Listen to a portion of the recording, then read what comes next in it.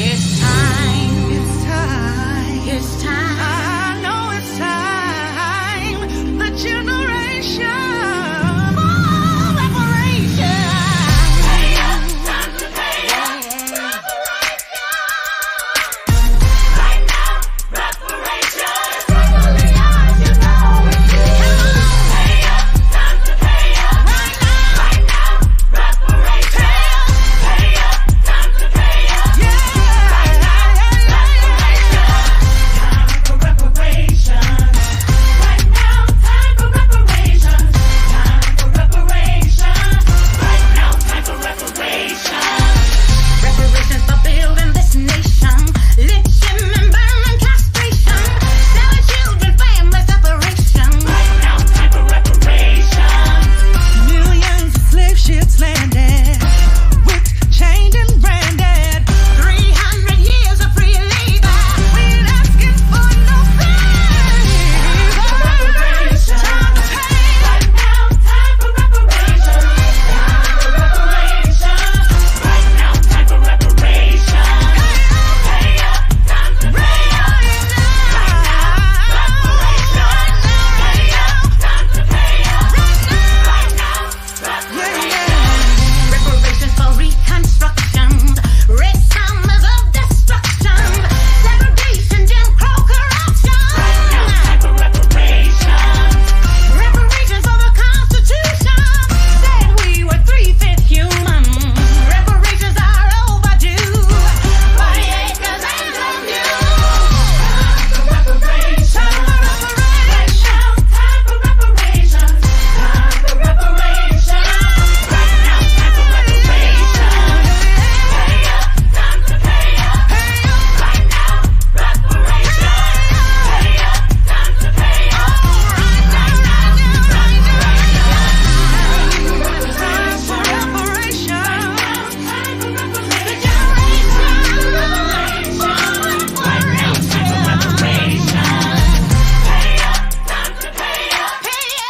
now, reparations. Pay up, time to pay up. Right now, reparations. Time for reparations. Time for reparations. Right now, time for reparations. Pay up,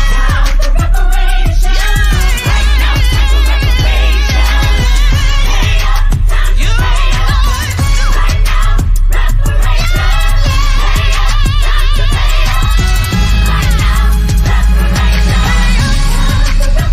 up. Right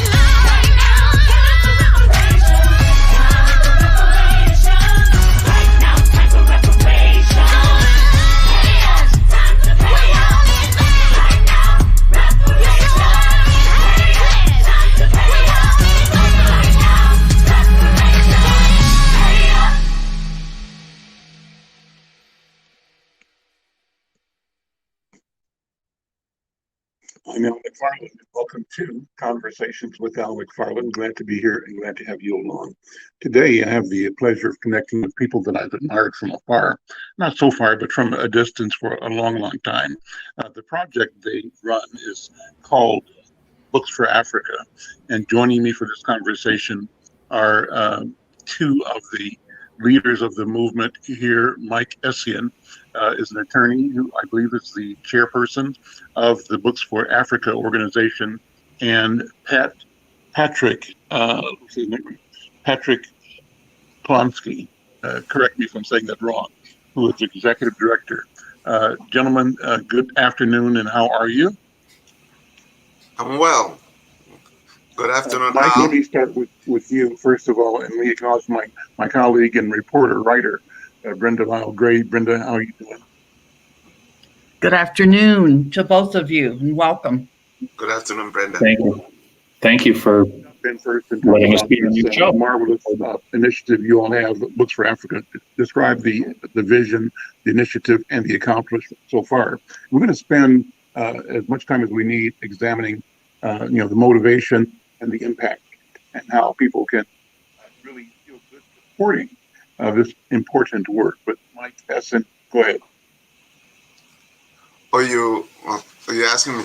Books for Africa is an organization that just simply the name speaks for itself. It's an organization that aims to get books, donated books to Africa. We've been at this for 30-something years now, and as of now, we've sent over 51 million books to the continent of Africa. It was a vision of Tom Worth, our founder, who in 1988 was in Jinja, Uganda, and found a need, and just having gotten out of the book or book business, decided that this is something that he would do. And today it's grown into this organization that is very responsive and sending books of all kinds to all parts of Africa. Right now we send books to all the countries of Africa. And we are about to do more. We are about to do great things along that line. And I'll stop there, and then I can keep talking about Books for Africa for a little bit more. But let me stop there, and Pat, our executive director, can add a lot more flesh to that bone that I just laid out. So, Pat, you want to fill in for where I... Well, you said it all so well, Mike. Yeah, pleasure to be on this program. Yeah, Books for Africa, we're proud to be founded here in Minnesota. We have an office and a warehouse in St. Paul, Minnesota. So we're a Minnesota organization, a Twin Cities organization. And I always like that the world's largest shipper of books to Africa is based here in St. Paul and the Twin Cities. And so many of the reason why we're here and not in New York or Washington, D.C. or Los Angeles or some place where a lot of these other types of organizations are, is that we were started here. And the people of Minnesota have done the hard work, the heavy lifting. Books are very heavy, so I think we can say heavy lifting. Yes. Getting those books organized and getting those shipments going. And as Mike said, we've shipped to every one of the 55 countries in Africa over the last 33 years. Just sent our 50 millionth book last year. We're now at 51 million books. And in the recent years, we've expanded with a warehouse in Atlanta. And really, this is a global operation. We send books out of many, many warehouses all across the world, including London and Montreal, Paris, Annapolis, Los Angeles, York, Pennsylvania, lots of other places. So it's a global effort, and it's had a substantial impact over the years.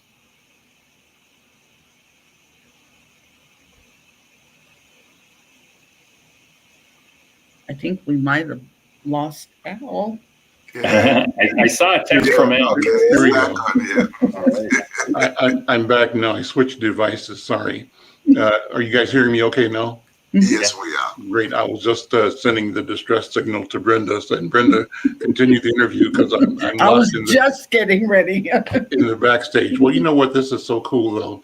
You know, I love the idea of a simple thing, sharing a book that's so important to an individual and taking that to scale the way Books for Africa has done.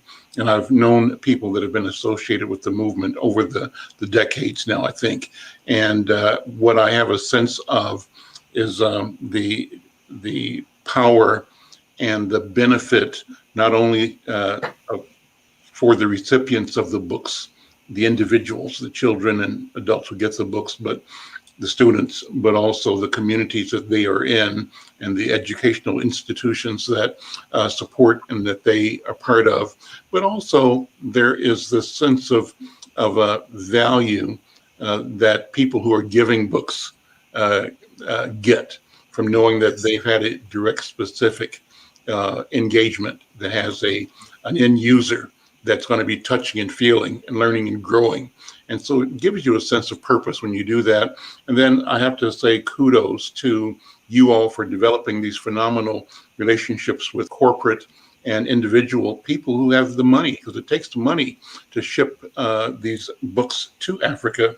You know, for example, I guess this conversation is coming because of a recent press release that you all sent me, my friend Doug Stone on your team, sent me a press release about your gala in Atlanta. Mhm. You've got a huge warehouse operation in Atlanta, and you recently, I think, maybe inaugurated that. Or tell me about that. What happened in Atlanta?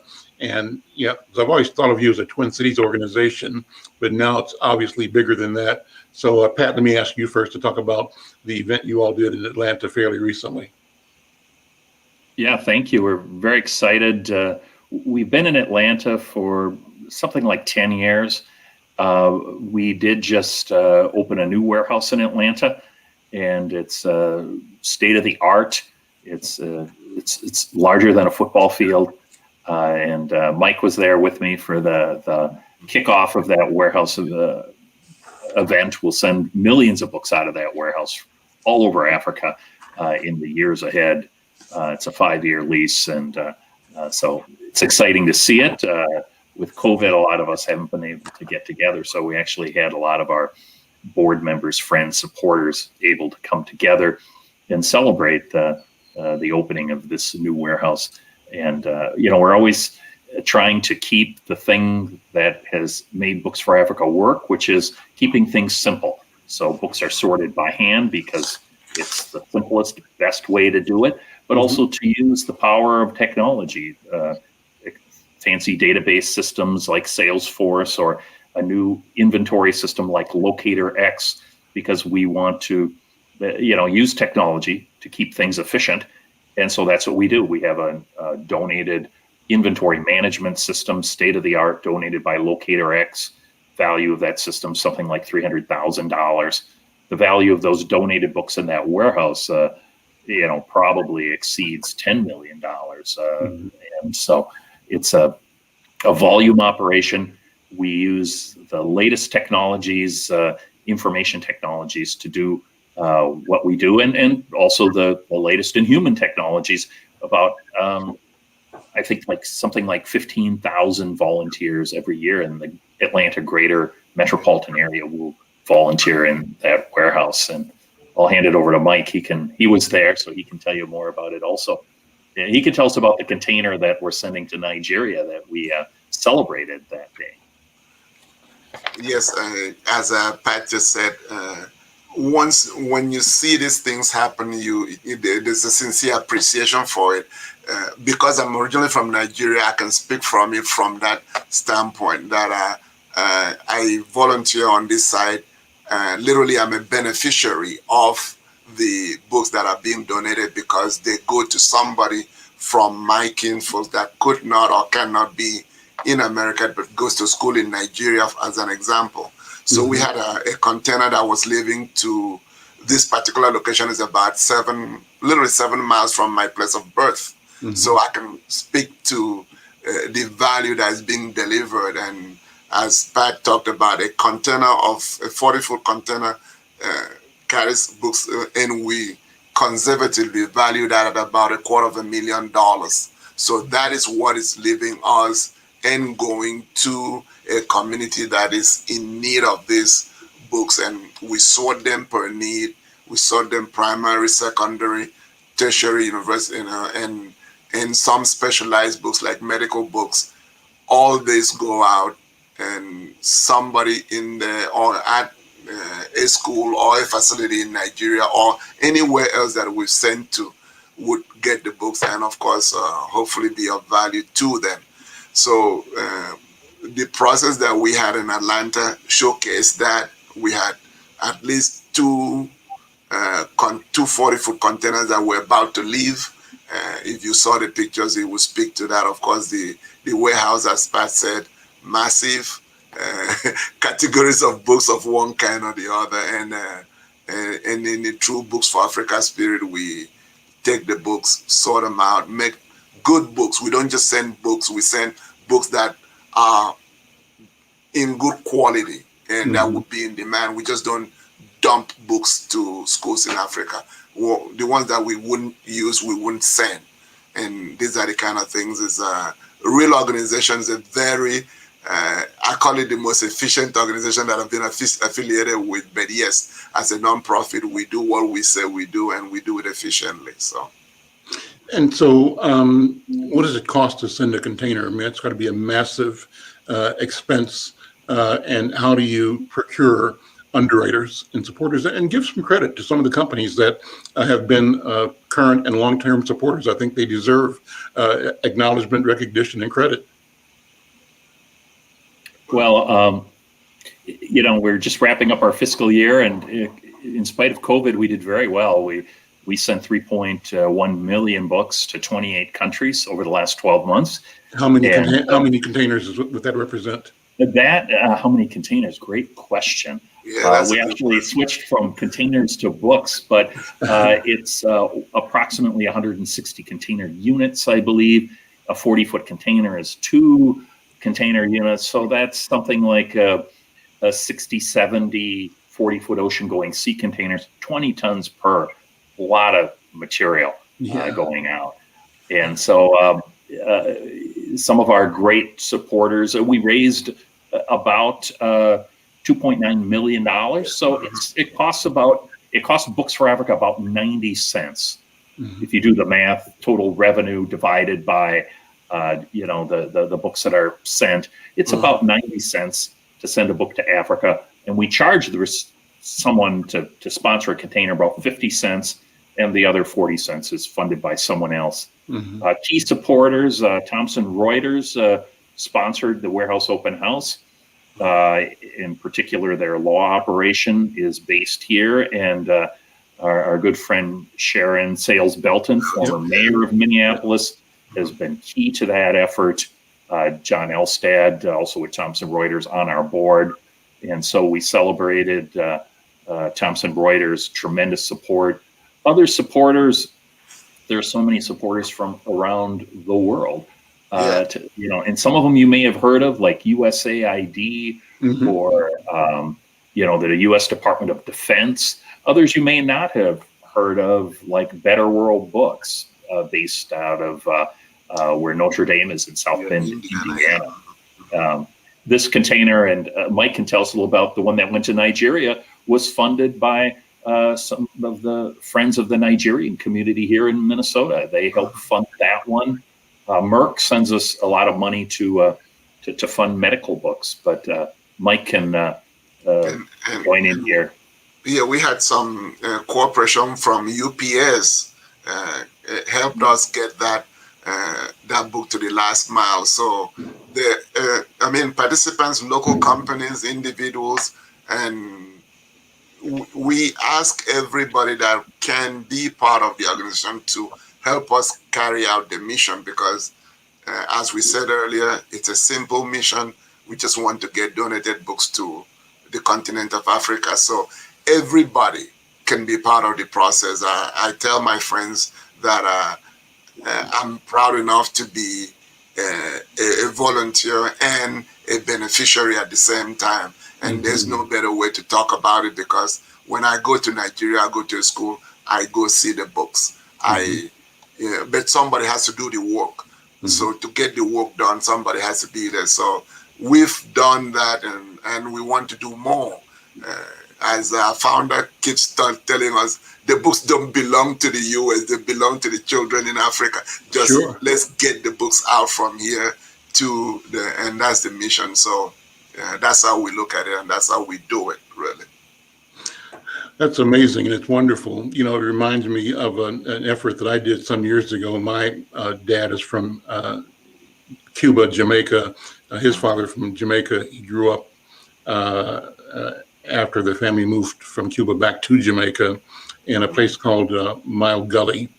And the school that he went to before he came to this country is a school that I sent a bunch of books to because I did that in honor of my dad. But the conversation with you now reminds me of something I started that I didn't finish.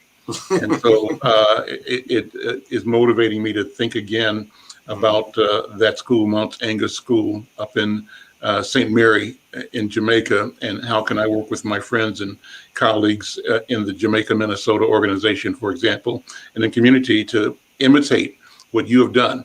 And the point of it is this, Mike, the connection that we have is personal and real.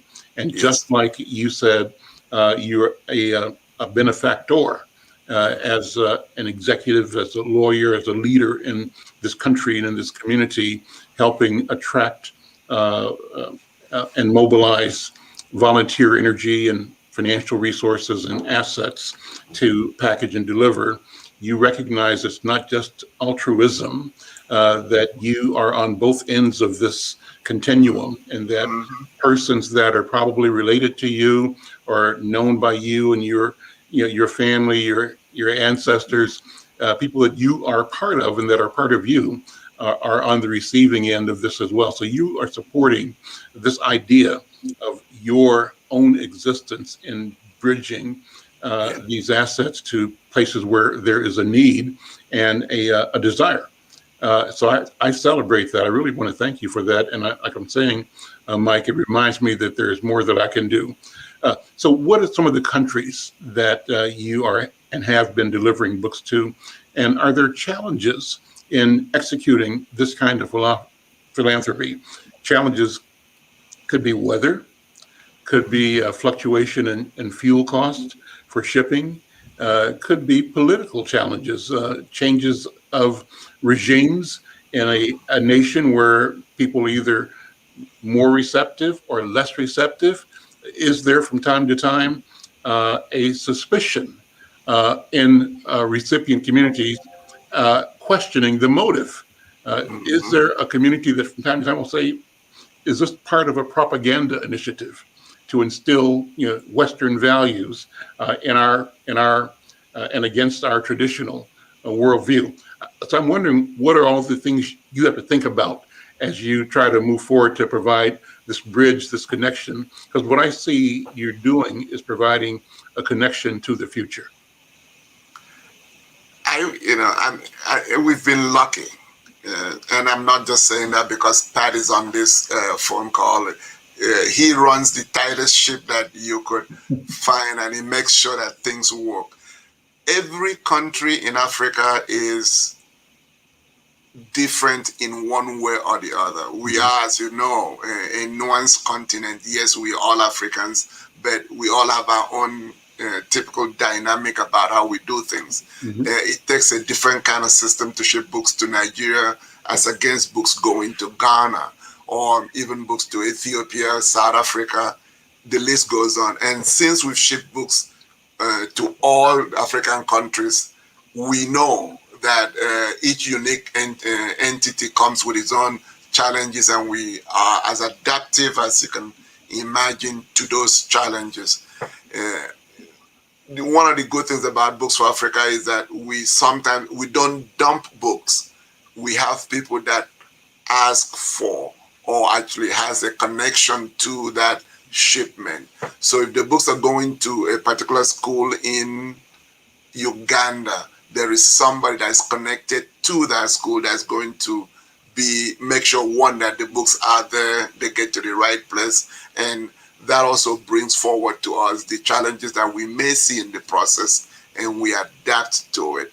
And the beauty of an organization that has been at this for a few days, 30-something years, is that we've seen a lot, and we've adapted to it. And Pat runs, as I just said, the folks that work with him know this business and have been exposed to the challenges and the good things. There's some countries that are much easier, and some that bring forward the typical, what I say, African dynamic in the conversation, and we deal with those. And our mission is simple, and that makes it easier. We do not get into the politics of the day. We ship books that are not political. We try to stay away from the things that might make someone lean us left or right. The books are books, and they teach, you read, you learn. And because of that, our mission is, we've avoided the politics of the issues, but we deal with politicians to get the mission done, because we cannot do it in a void. So it may very well happen that the governor of a particular state or a country might want us to get books to them, or we might even donate as a mission as a way to open that corridor. We may work with the ambassador to the African Union and say these books are donated in your honor, as we did from Atlanta. And that opens up that communication link to allow us to do more things in that space. The goal is still the same. As long as we can get the books to the children, mission accomplished. And in Atlanta, the ambassador to African Union, I think, was the honoree. And that enabled you to be able to ship a container into Zimbabwe, I believe, right? Yes. Yeah. And let's see, her name, I have it here, is the Honorable Hilda, Her Excellency Hilda Sukumafuze, right? Yeah. Ambassador of the African Union to the United States. Yes. Great. So, Pat, talk about, again, the challenges. That's quite a testament and description that Mike has made of how you navigate. Edify. What have been the particular, successes?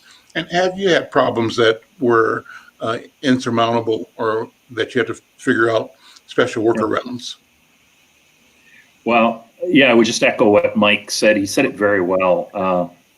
In this business, there's always going to be a challenge. It's a big continent. We're moving, like as we're speaking, there's a lot of containers on the water. Everyone has a potential to have problems. Mm-hmm. There's always someone who's going to say you did it wrong or you did something wrong. And so at the end of the day, there's always, if you wanted to be depressed and say, well, what's the point? We would have given up years ago. So I think it's important to keep the faith and say, well, all things being what they are, we delivered 20 tons of books to Africa, to this country today. You have to accentuate the positives. Mm-hmm. You have to believe. You have to keep the faith that this is important. And so our board is filled with people who love books, believe in books, and believe in the mission.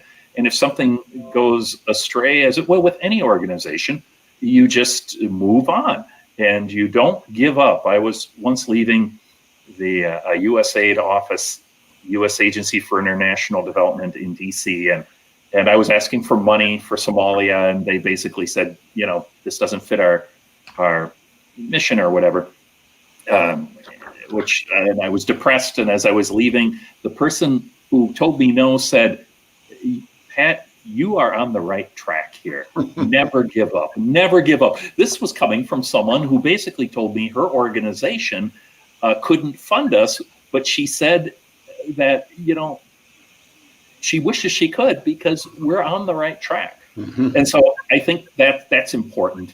I think part of how we make sure we stay on track is we have people like Mike on our board, people who, I serve at the pleasure of the board.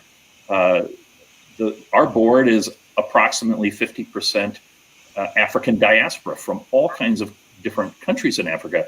They know Africa way better than me. They know what's needed. And so I report to them, and it keeps us on track, keeps us grounded, makes sure that we're doing what we should be doing in the most efficient way. Problems, well, I could talk for hours about problems. Usually what happens is everything goes great, and then all of a sudden there's a big expensive problem. So we did have two containers that were hung up in the customs port in Accra, Ghana, mm-hmm. and it wasn't our fault, but yet, guess what? There were bills and we had to pay them. That's the way these things go. We try to run this as a business in a good sense, in that we want to draw the strengths of the business world as well as the strengths of the nonprofit world. So we just made a business decision and got out of that mess. It cost us some money. We move on to the next container. You can't allow things like that to stop you from doing what you do. And we sort of, it's baked into the cake, if I can use that term. Sure. Those sorts of things happen. This is Africa. We move on. We build protections into our system so that something like that doesn't stop us from sending more books to more people. So this next year, our goal is to send even more books. We sent 3.1 million this year.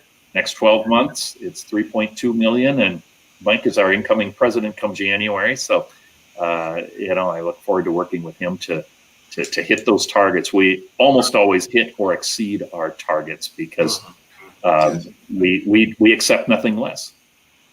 So what relationships do you have with book producers, book manufacturers? Is your model one of working with the producers of books to get excess inventory, or is the model that you go to individuals who have a book in their house and they want to give that particular book, or have a personal library with 50 books in it, or how do you acquire the asset that you're going to deliver?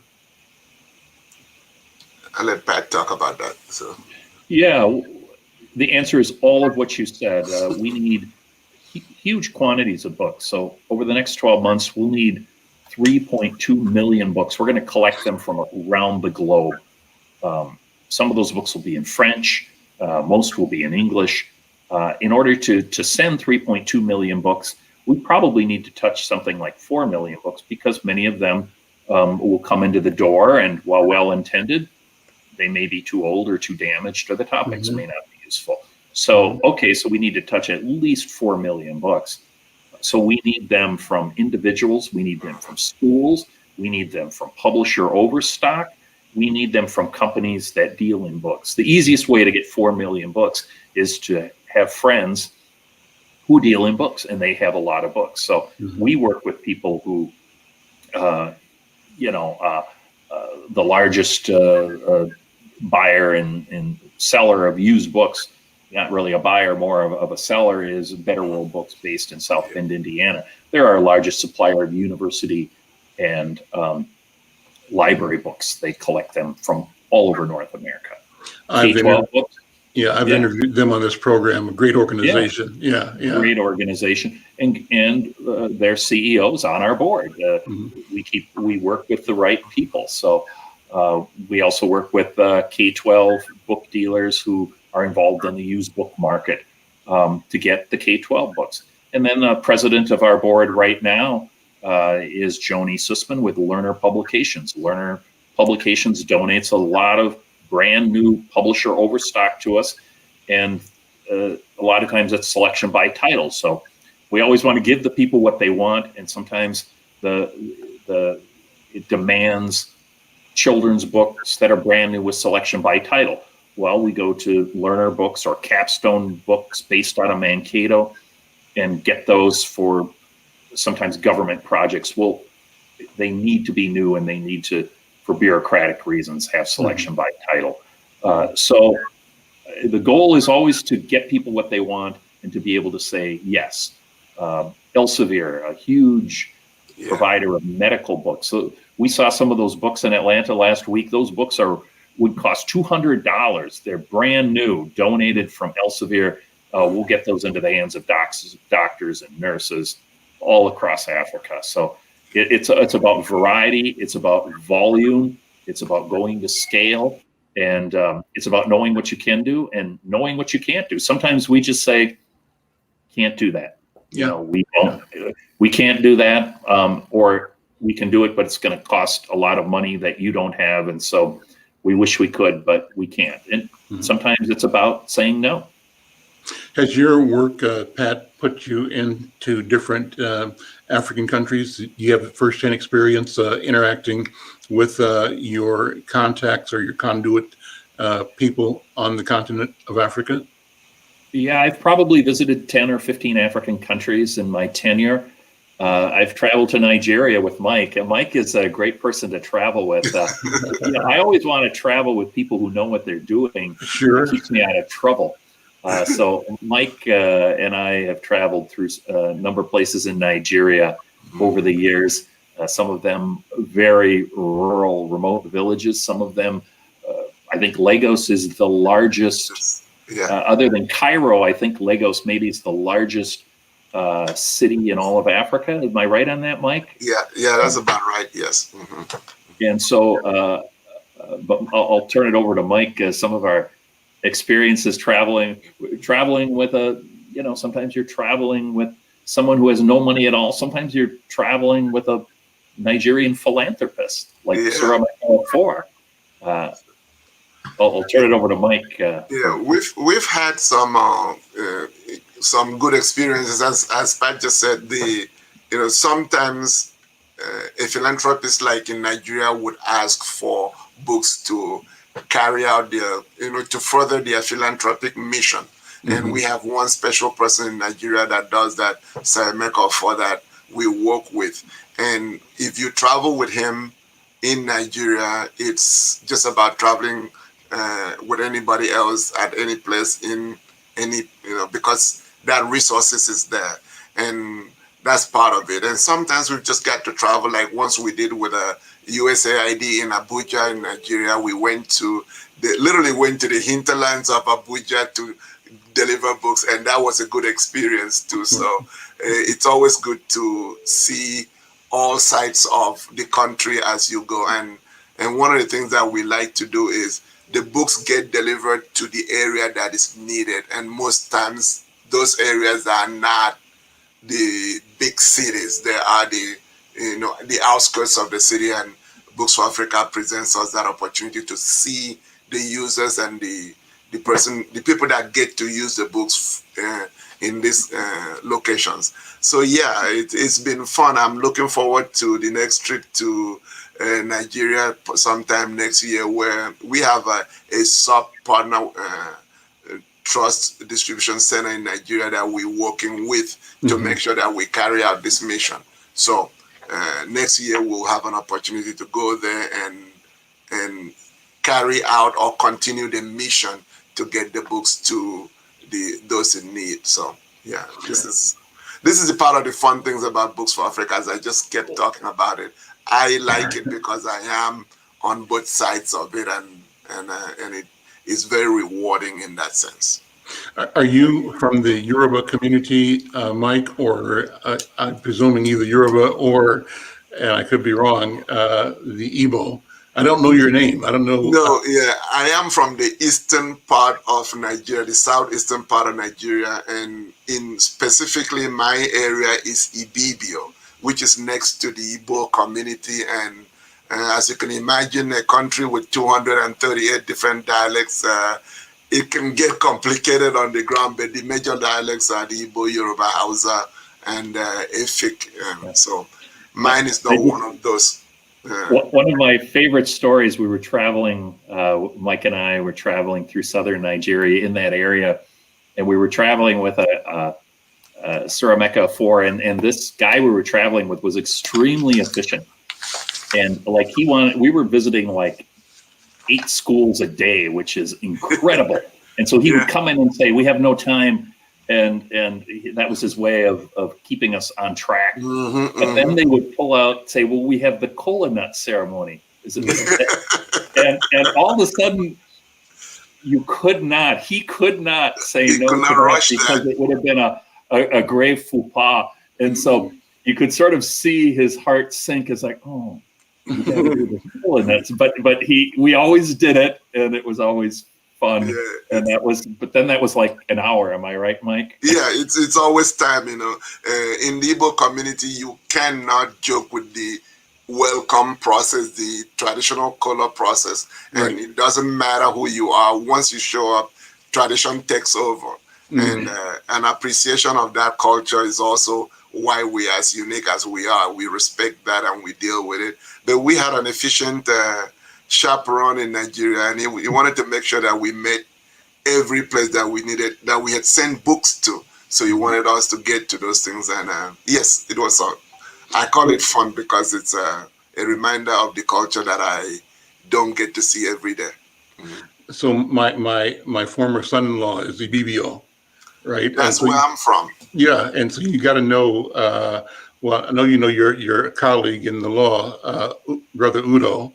Yes. Udo Ibak, right? Udo Ibak, yes. Right, and his brother was married to one of my daughters. Oh, okay. And so my grandchildren are Ibibio.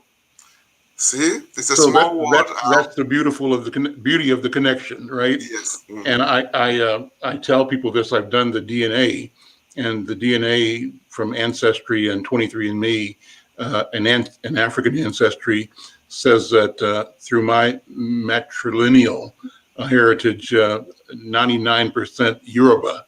So I claim and revel in my Yoruba heritage, and it makes sense that my grandchildren that my son-in-law is Ibibio, and my grandchildren therefore can claim that heritage, that legacy as well. But you said something that means so much to me, Mike Essien, and that is acknowledging the power of tradition and the power of protocol.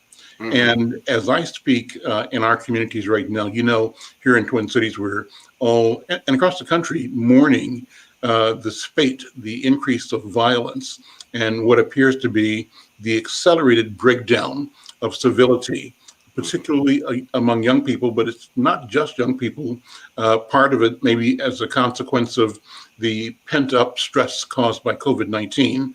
Part of it maybe coming from the rhetoric of the right that was ginned up by our former president, but part of it is this angst in young people in general, young Black people in particular. And so I have always had this belief that one of the things we ought to do is be very, very intentional about establishing an appreciation and a practice of protocols that deliver a certain order, that have a predictable outcome. And I think when you described the cola ceremony, what you did is say, this is what we have to do.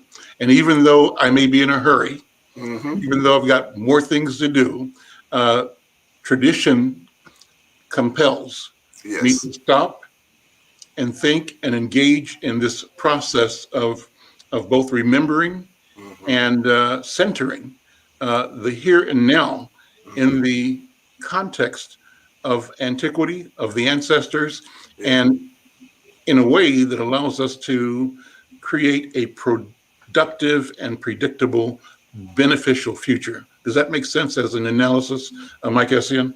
It does make a lot of sense. I keep saying that we had a culture, we had a tradition before the Europeans came and brought this to mix with and maybe supersede what we did. If you go back to the traditional African culture, order was, you would not even talk about it. There were order, there was things that you could and could not do. What we've carried forward, especially in most aspects of Nigeria, is that we retain that the centering aspect of it allows us to stay real in the circumstances and the positions that we're in, and that helps us. It doesn't make us that much better or worse, but it keeps us focused on what is important, the hierarchy of the structure and hierarchy of a society. So I like that. I really do appreciate it. And in our Nigerian community here, we try to bring that to our activities, and that helps us every once in a while. If you want to lose focus, it helps us focus on what's important. So yes, you hear, but pay attention, because if you are not what you're supposed to be, then you get lost in the many distractions of the day. And these are the kind of good things that tradition does for you. And any place that has that kind of keeps that culture together. And we do that. We do that for, at least from my perspective, we do it for the right reasons. And you can always translate it differently, but if you keep it to the right reasons, you can keep focused on what you need to do so that your tomorrow becomes better. And that's the goal. There used to be a group, there probably still is, I just haven't been connected, called the Umuni Society. Umuni Society, yes. And so they would do regular family events in public spaces for the Igbo community here. Correct. And I'm sure there probably have been in our Yoruba community. I'm just not connected yet, so maybe this conversation will help me connect better with my Nigerian and Yoruba counterparts here who are in the Twin Cities community. But I think it's important that we connect. That's the point I want to make as well. I think it's significant that genealogy and DNA technology is providing a method for us to connect and to restore that which was destroyed by the transatlantic slave trade. Yes. I go to the scripture and the prophet standing in the wilderness saying, can these bones live again? Because the people had been decimated, the culture destroyed and spread out, strewn over the desert sands. And the command from the creator was to speak life into these dry bones to reconnect. And I think my friend Mahmoud El-Kati, Professor Mahmoud El-Kati from McAllister College, he's retired now, but he used to talk about the question of remembering. And, when we normally talk in everyday, language about, oh, I remember this, I remember that. He said, yeah, think more deeply. Think about remembering as a response to dismembering. And if we have been dismembered, what does it mean to remember, to bring the body back together? So I see the interest in genealogy and the scientific tools that DNA science represents as tools that can be part of the remembering or reconnecting or the rebuilding, the reassembling of the African man, the African woman, the African person, the African was back early on. The writing was about the African personality, right? From Frantz Fanon, and the philosophers around Kwame Nkrumah and the early freedom fighters. Yes. So anyway, I'm just thinking out loud, and it's a pleasure to have this conversation with you, just to say how I view this as so important for what is obvious, and that is putting a book in the hands of a young person, but 10 times more important because it creates a connection, and the connection that you're helping build and create, the remembering that you're doing, is a rebuilding for a future that we don't know what it's going to be like, but the potential for this future is phenomenal, I think. Mike, what do you think? Well, I agree with you because every time we can link what we have to the ones that are in need of something, it adds value not just to the one that receives it, but to the one that actually puts that service in that process. And it stays true to the mission of Books for Africa that we offer services that are absolutely in need.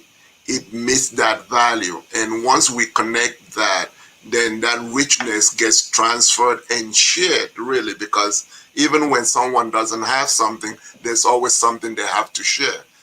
We were talking about culture here. So in the learning that we've taken books to some part of Africa, we've learned and shared the culture backwards. And that brings us, it makes the community smaller. It is in no small way that one organization can stand in the process, because kind of like that dot in the or pebble in the ocean, we keep pouring this pebble in there. Soon enough, we'll have some disturbance in the water, and that helps us carry out this mission. Yeah, I see us standing in a place that we do something, and another person would do the same thing. Another person does the same thing, and soon enough, we have this community of doers that allow people that are in need to share with us that which they have, so that we can give to them that which we can bring to the table. So it's been fun. It's really a part of an activity that really enriches me from this standpoint. And it doesn't hurt at all that we have an efficient organization that allows us to do this. And I can stand here and talk to you because we do those things. So the Yoruba community, I should say, the Oduduwa community here has that event. They have events that go on. The Umunne community does, and I go to all of them because as you talk about being, just educated or enriched, I go to because I get enriched, and the culture is a little bit different as you go around Nigeria, and the wealth that we bring forward is just incredible. And same thing with, I was just as a distraction, a friend shared with me music from a Catholic church in Tanzania, and I can't stop playing that music because it just feels like I was in that church, just enjoying. So the culture is real across Africa, and we keep doing that, and hope as the world becomes smaller because of communication and because of this exposure, we'll learn more about ourselves and where we are, and it will make this country even better because we would expose us to the fact that yes, Africans are not quote unquote at the pace of the Americas, but there is wealth to share. There's learning to be done. And if we do bring a little of our talents to them, they can also bring their talent to us, and we'll become a better society going forward. Well, I think that African and other so-called third world nations will leapfrog what we went through as we defined as the industrial age or the jet age. They're going straight into the future.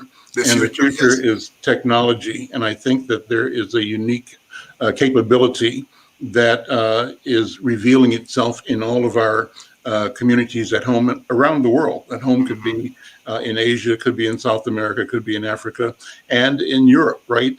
All of us come from the same place. The technology has a opportunity, to connect and to open up and to have us see beyond what have been practical but somewhat artificial barriers and towards a more common global vision, a global vision that not only considers, the well-being of human beings, but other living things as well. And I think that gets us back to our natural role as both participants in and conservators of the natural world, right? Of nature, and brings us into the potential of being a harmonic, or part of a harmonic understanding that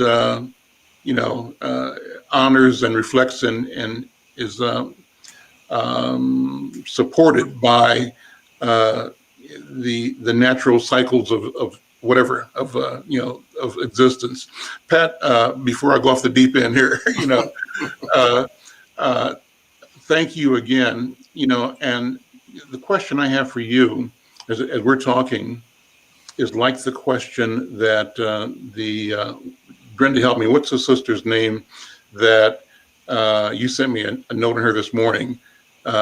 Who is the Pulitzer Prize winning journalist who turned down the position at North Carolina? Nicole Hannah-Jones. Nicole Hannah-Jones, right? And so Nicole was looking for tenure, offered tenure, but the institution reneged. And it was reneging from this commitment based on the apparently the feelings of one of the major financial contributors. So here's a question where wealth, a person's individual wealth and his or her understanding swayed an institution to withhold a commitment that it made to an individual. And at the end of the day, they came around, but she said, too late, I'm going to Howard University, and is endowed in a lifetime chair, along with what's the brother's name? Yeah. And so the question, Pat, is what do we do when the benefactors, either out of short-sightedness or out of lack of awareness, reach a point of insecurity where they feel, maybe they don't say it, but they feel threatened, and they feel that doing what they know is right and good may work against their personal interest or advantage. Wow. Pat, what do you think?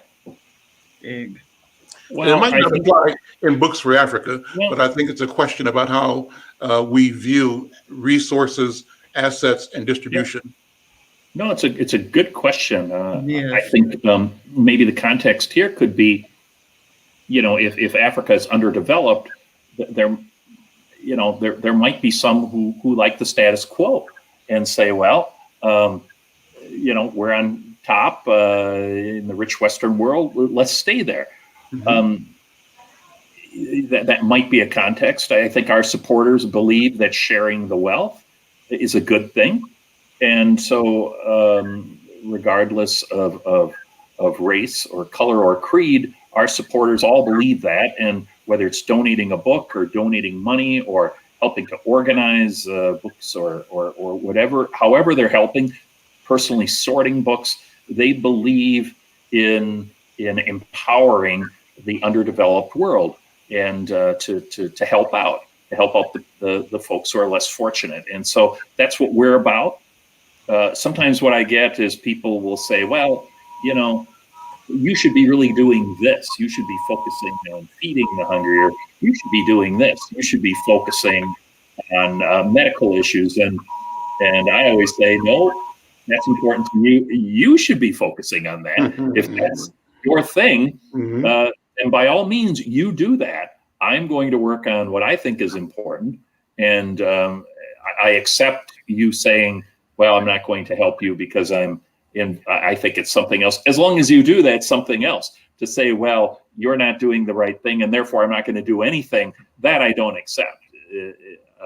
I will accept people saying, well, I think that it's a better priority is something else, because reasonable people can want to help in different ways or present their skills in different ways. But I do think what I like about Books for Africa is that we are helping people to help themselves. At the end of the day, we deliver high quality books to kids and to adults. Now we've given them tools to help themselves, and we've delivered these tools in collaboration with the local communities. We don't deliver those books the final mile. We don't provide the education. That's done by Africans in Africa. Mhm. But we've helped out in a way that we can. And now it's on the individual. Do you want to read these books or not? What kind of books do you want to read? Do you want to pursue your personal advancement, your community advancement? Here, we're providing opportunities, working with a lot of people. And that's what I like about this is at the end of the day, there's the old line, you give folks a hand up, not a handout. That's how I view it. This is an opportunity to help folks. The other line I like is there's no, the best social service program is a good paying job. Great. Well, There you go. I believe that education is a way for economic empowerment and helping people, a continent, a way to move up and to utilize their own personal skills and their their own lives through their skills and their communities and just taking what's available and maximizing it to You know, help them. before we go off, and I know we only have a few minutes, but throughout this conversation, I thought of Steve Biko. And Mike, that's how he lost his life, going to Soweto to try to save the kids, and they stopped him, and they knew that that's what they wanted, because the Biko had been. I had a Siberian Husky named Biko. I have been a fan of Steve Biko forever, but he wanted to do that, and I just think of him, if he had had Books for Africa at the time, that he was trying to do the things for the kids in Johannesburg and some of the other areas. He was powerful about education and empowering those young people. So I wished he would have lived to see something like this. And Yeah, kudos on your work. yeah. Just phenomenal. And 30 years of it. Oh my goodness. You are definitely to be commended. Thank you. I found that Tom Watt has been at he even till today he'll remind us that the mission is only begun. That That's right. the half a billion kids in Africa, they don't have books. Right. We must do our part to make sure that we end the book famine in Africa. Just do our part. As little as it can be, but as well as we want to do it. So I can relate to Steve because the work that he did, the sacrifice that he ultimately paid for that mission. But that was, we hoping that Africa's grown from that spot, because that Africa of South African apartheid and all those things, that waste, that was absolutely unnecessary. We did not, the community wasn't threatened, but they just did not want Empowerment. Yes, that empowerment is necessary for our society to grow. So, yes, in the spirit of Steve Biko, in the spirit of the Kwame Nkrumahs of the world, we carry on this mission, and it's just so unique that Books for Africa is actually out of Minnesota doing this work in the continent of Africa. As you can imagine, who would have thought? So this is where we are, and we are being trusted and blessed with good people about the organization, and we have support about the organization that see the value of what we are about to do or what we are doing, that are 51 million books and counting, and we'll keep going. Unbelievable. Mike Essien and Pat Polonsky, thank you so very, very much. It's such a wonderful conversation, and we'll see you again. Let us know what we can do to support the work and carry on. I'm Al McFarlane. So much. We'll see you next time. Thank you. Bye-bye. Thank you.